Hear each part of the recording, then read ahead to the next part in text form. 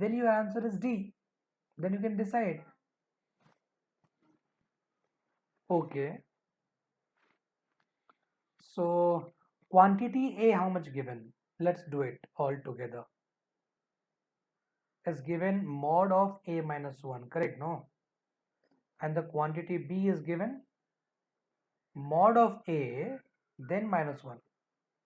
An option I'll write in between as usual.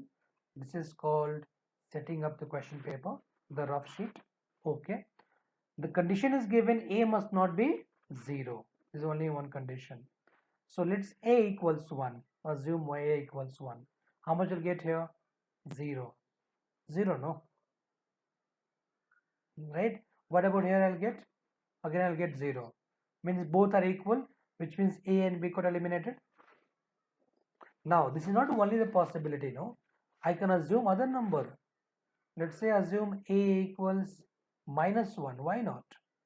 I can take minus also A equals. How much will get here? Minus 1 minus 1 minus 2, which means 2. Correct?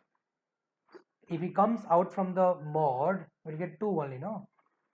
And here minus 1 means 1, I'll get 0 here. Correct? Minus mod of minus 1 means what? 1. 1 minus 1, 0. C also got eliminated. What is my answer then? Option number D. Correct, no? Yes or no? Now in this case, I got A is greater. But A already got eliminated before with the assumption of A equals 1. If A equals 1, we got both equal. That's why we eliminated A or B. And then A equals minus 1, I got A is greater now, which means C also got eliminated. Option D is the answer. Both of you, did you understand? This is the art of solving the quant comparison question, where you should know what you should plug in. Remember, the value of A is not given, it could be any number. For every value of A, you must decide which quantity is greater. You must decide means what? With 100% assurity.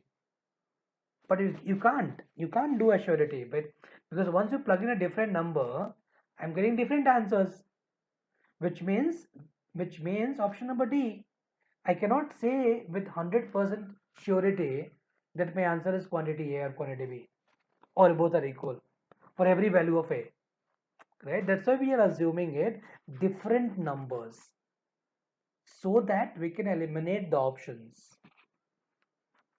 If you are able to eliminate option number A, B and C, what is left out then? Option D only.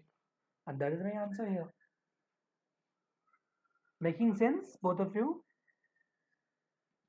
Yes or no?